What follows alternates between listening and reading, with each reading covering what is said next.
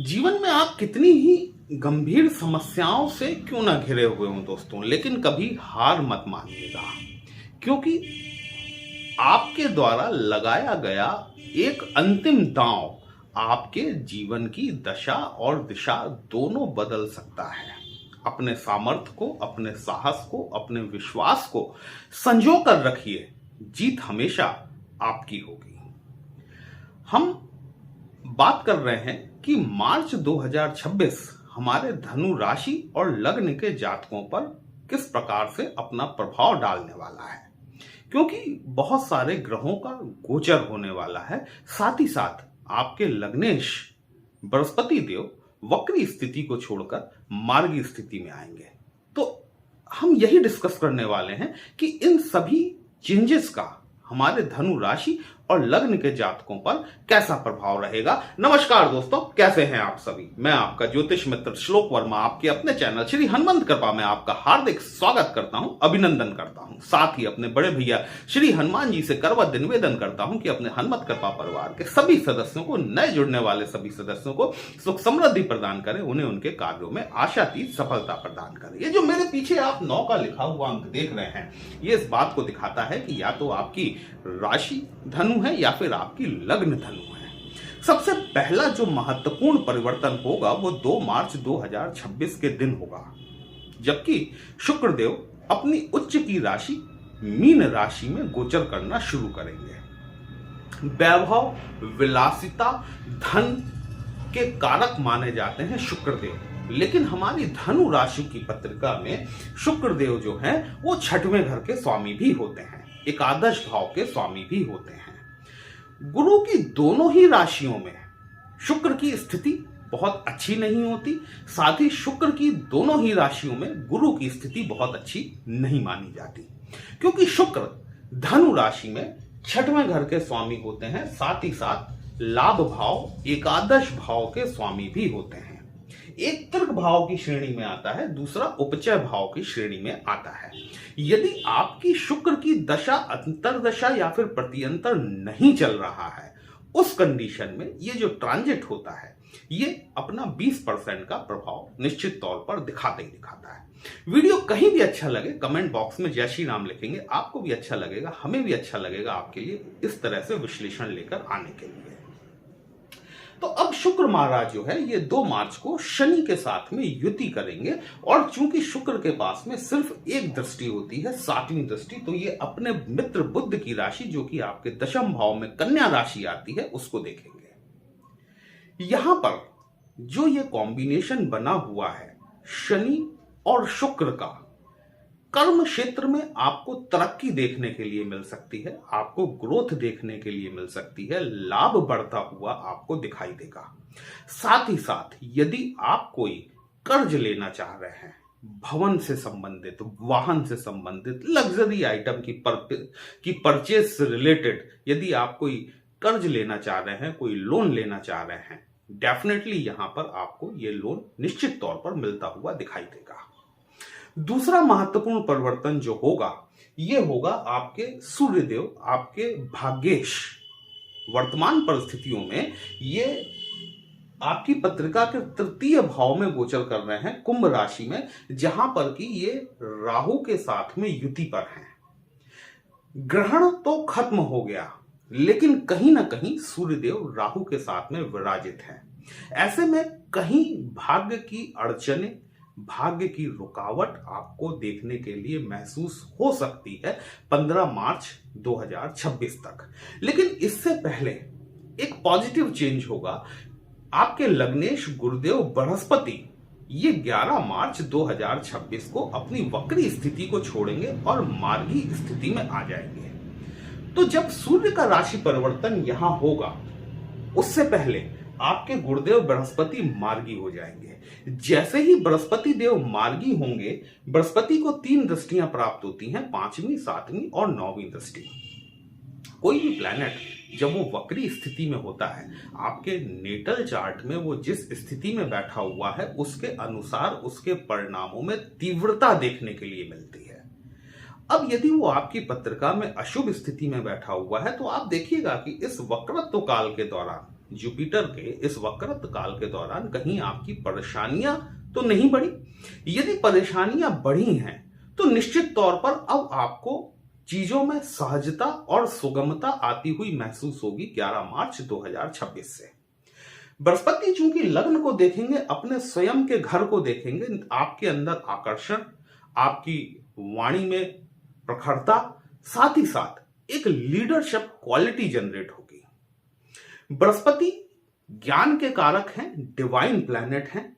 ज्ञान ऊर्जा बढ़ेगी आपके अंदर, साथ ही साथ थोड़ा सा ईगो भी बढ़ सकता है, क्योंकि ज्ञान साथ में ईगो लेकर आता ही आता है। तो ये एक अहम है, इस अहम को थोड़ा सा परे रख के चलेंगे तो ज्यादा अच्छा होगा। आपकी पत्रिका में राहु देव और आपके पंचमेश और द्वादशेश मंगल के साथ में बुध महाराज, जो कि आपके सप्तम भाव के स्वामी होते हैं, साथ ही आपके दशम भाव के स्वामी होते हैं, इनका कॉम्बिनेशन यहां पर बना रहेगा। सूर्य के निकलने के पश्चात यहां पर सूर्य यहां आ गया, बुध मंगल और राहु, ये तीनों का कॉम्बिनेशन जो है ना, यहां पर आपको थोड़ी सी डिसीजन मेकिंग में प्रॉब्लम देखने के लिए मिलेगी। कुछ गलत निर्णय आपके द्वारा लिए जा सकते हैं। खासकर यदि हम बात करें तो आपके 5th हाउस, जो कि आपकी संतान की एजुकेशन का होता है, आपकी एजुकेशन का होता है, आपके लव रिलेशंस को दिखाने वाला होता है। इन चीजों में ये तो आपका अपनी अध्ययन जो आप कर रहे हैं या फिर आपकी संतान जो अध्ययन कर रही है, यहां पर थोड़ा सा मोह भंग होता हुआ दिखाई देगा या फिर विचलन की स्थिति दिखाई देगी। ये करूं या वो करूं, ऐसा कर लूं या वैसा कर लूं, मतलब एक जिसको हम कहते हैं ना कि माइंडसेट थोड़ा सा डगमगाया हुआ रहेगा। एक डिसीजन मेकिंग की प्रोसेस आपकी थोड़ी सी गड़बड़ाई हुई रहेगी। यही चीज न सिर्फ आपके अध्ययन के क्षेत्र में काम करती है, बल्कि यही चीज आपके लव रिलेशंस में भी आपको प्रॉब्लम दिला सकती है। थोड़ा सा कंसंट्रेट कीजिएगा, थोड़ा सा अपनी बुद्धि का इस्तेमाल कीजिएगा। और क्योंकि ये कॉम्बिनेशन जो है ना, बुध राहु मंगल, ये भ्रमित करने के साथ साथ आपको अतिरिक्त ऊर्जा देता है। अतिरिक्त ऊर्जा का मतलब है कि ओवर कॉन्फिडेंस होना बहुत अच्छी बात होती है, लेकिन ओवर कॉन्फिडेंस कभी कभी प्रॉब्लम कर जाता है। यही चीज आपको स्टॉक मार्केट में भी ध्यान रखने वाली रहने वाली है कि आप यदि स्टॉक मार्केट में डील करते हैं, यदि आप शेयर बाजार में क्रय विक्रय करते हैं, तो भावावेश में आकर या फिर अति आत्मविश्वास में आकर किसी प्रकार का कोई गंभीर निर्णय न लें। एक साथ बहुत बड़ा amount, don't put your all eggs in one basket, इस बात को ध्यान में रखने की जरूरत रहेगी। आप सब कुछ एक ही स्टॉक में इन्वेस्टमेंट कर देंगे तो कहीं ना कहीं प्रॉब्लम हो जाएगी। तो ये बुध मंगल और राहु का कॉम्बिनेशन, आपको यहां पर थोड़ी सी सावधानी बरतनी है। साथ ही साथ जब तक कि गुरु की दृष्टि वक्री दृष्टि से मार्गी होने में 11 मार्च तक का टाइम लगेगा। ठीक है, 11 मार्च को जब गुरु मार्गी होंगे तब यहां पर ये सारी स्थितियां संभाल लेंगे, क्योंकि बुध यहां पर अप्रैल तक बैठने वाले हैं, मंगल महाराज यहां अप्रैल तक बैठने वाले हैं, राहु महाराज तो यहां पर दिसंबर 2026 तक बैठने ही वाले हैं।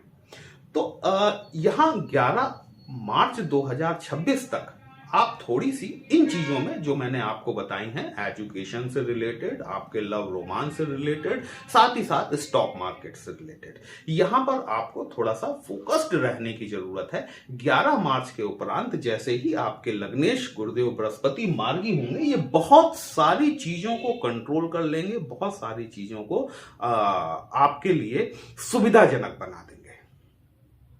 गुरु बृहस्पति का मार्गी होना बहुत मायने लगता है, क्योंकि देखिए, वो जातक जो कि विवाह करना चाह रहे हैं, उनके लिए जुपिटर मार्गी होने के पश्चात या तो उनका संबंध सुनिश्चित हो सकता है या फिर ऑलरेडी किसी संबंध में है, तो वो संबंध जाके विवाह संस्कार में परिवर्तित हो सकता है। यदि आप पॉलिटिक्स से जुड़े हुए हैं। 11 मार्च 2026 के पश्चात आपको यहां पर लोगों से कनेक्ट करने में, क्योंकि 7th हाउस जो है ना, ये जन भागीदारी के साथ में आपके कनेक्शंस को दिखाता है। लोगों को कनेक्ट करने में आसानी होगी, साथ ही साथ लोग आपकी बात को वजनदारी से सुनेंगे और समझेंगे भी। यदि आप कोई नया व्यवसाय शुरू करना चाह रहे हैं या फिर अपने पुराने बिजनेस को एक्सपेंड करना चाह रहे हैं, फैलाना चाह रहे हैं, नई ब्रांच खोलना चाह रहे हैं, 11 मार्च 2026 के पश्चात समय अति उत्तम है। शुक्र देव जो है ये पूर्वा भाद्रपद नक्षत्र में गोचर करेंगे। पूर्वा भाद्रपद गुरु का नक्षत्र है, गुरु बृहस्पति का। तो एक देव प्लैनेट है, दूसरे दैत्य प्लैनेट है। आज मैं आपको एक मंत्र देने जा रहा हूं। ये मंत्र आपको सिर्फ क्लासिकल्स में मिलेगा। इस मंत्र को आप चाहें तो नोट कर लीजिएगा। जिस किसी भी व्यक्ति की पत्रिका में गुरु और शुक्र की युति है, या फिर दोनों प्लैनेट आपस में नक्षत्र एक्सचेंज करके बैठे हुए हैं, या फिर एक दूसरे की राशियों में बैठे हुए हैं, उनके लिए यह मंत्र जीवन भर के लिए उनका मूल मंत्र बन सकता है। ओम गुरु शुक्राय विद्महे भोग ज्ञानाय धीमहि तन्नो युक्तः प्रचोदयात्। ये जो मंत्र है ये आपको क्लासिकल्स में मिलेगा। और फिलहाल जब तक शुक्र महाराज गुरु के नक्षत्र में गोचर कर रहे हैं, शुक्रवार के दिन से आप इसका जाप करना शुरू करें। एक माला प्रतिदिन करें। आपको गुरु बृहस्पति और गुरु शुक्र दोनों की तरफ से लाभ की स्थितियां देखने के लिए निश्चित तौर पर मिलेंगी।